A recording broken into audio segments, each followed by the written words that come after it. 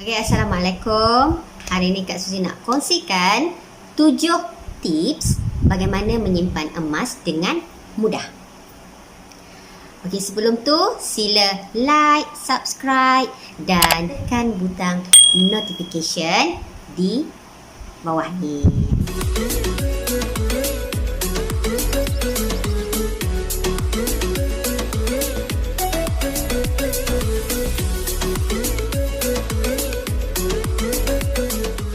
Tips yang pertama, jika kita dah ada niat, dah ada duit, terus beli emas.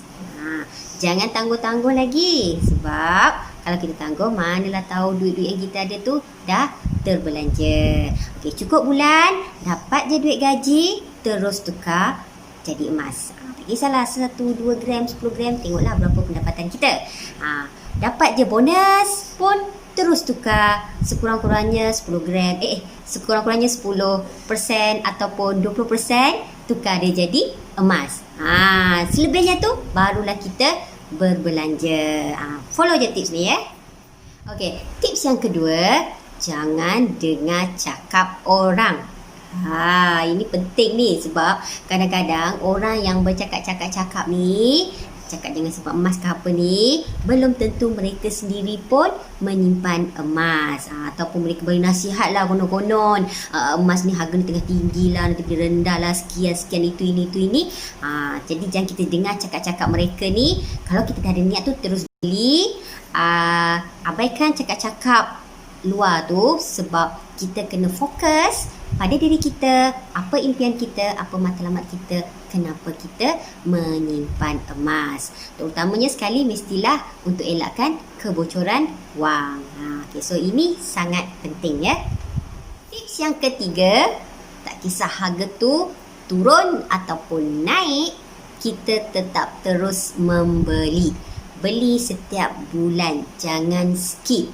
Yang ni selalu Kak Suzy tekankan. Kalau perasan dalam video-video Kak Suzy, mesti Kak Suzy tekankan beli selalu. Selalu, jangan sesekali skip.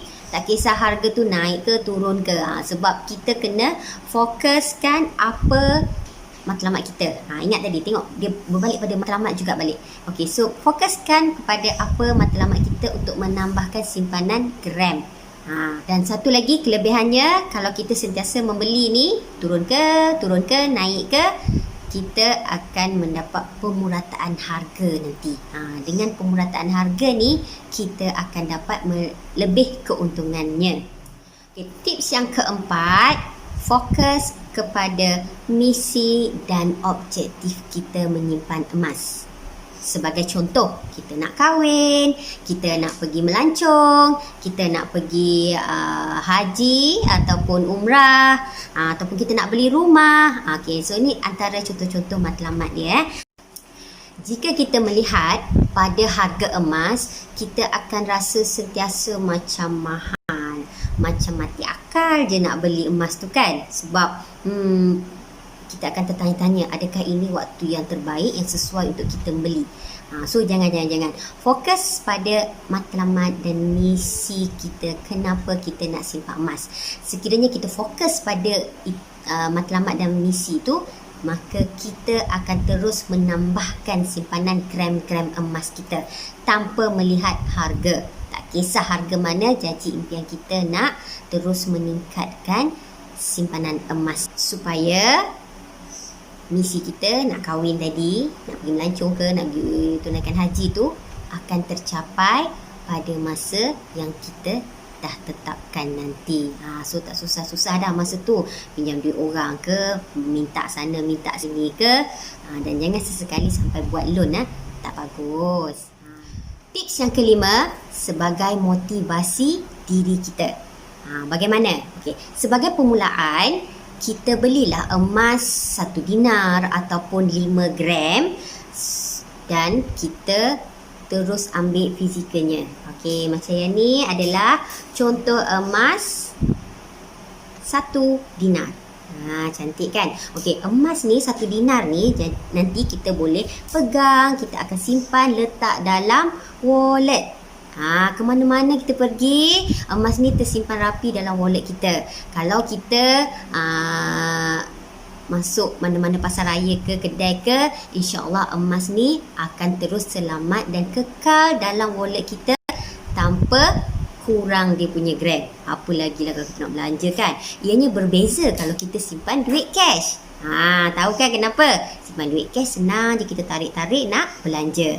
Jadi dengan kita dah selamat simpan emas ni dalam wallet kita, katakan dalam tempoh sebulan, 3 bulan, 6 bulan, setahun, kita tengok emas ni masih kekal lagi dalam wallet kita. Jadi ini akan menjadi satu motivasi untuk kita untuk menambahkan gram emas yang seterusnya. Mungkin belian 1 dinar yang seterusnya. Jadi itulah antara kelebihan dia. Tips yang keenam, cari ilmu tentang emas. Ini sangat-sangat penting supaya kita tahu apa yang kita lakukan. Kita tahu apa tujuan kita menyimpan. Kita tahu di mana kita nak menyimpan emas dengan betul dan terus menguntungkan. Kita jangan terpengaruh dengan cakap-cakap orang. Okay, bagaimana kita nak dapatkan ilmu emas ni? So kita boleh baca buku, kita boleh hadiri seminar, kita boleh dengar nasihat dari pakar dan juga orang yang lebih berpengalaman tentang simpanan emas ni. Contoh dari kalau mentor saya lah, Encik Syukur, kalau perasakan Tuan Syamsuddin Kadir. Jadi mereka ni antara orang yang kuat dan sentiasa memberikan tips-tips yang menarik kenapa kena menyimpan emas. Contohnya juga YouTube Kak Suzy ni. Okey, Kak Suzy pun cuba untuk memberi ilmu-ilmu yang bermanfaat kepada tuan-puan berkenaan dengan simpanan emas. Jadi jangan tangguh-tangguh lagi. Cari ilmu, dapatkan di mana saja tuan-puan boleh dapat. Dari situ kita boleh menilai mana yang betul, mana yang salah. Okey, dan tips yang ketujuh, ubah cara kita menyimpan. Kalau sebelum ni kita asyik nak simpan duit je kan, duit cash.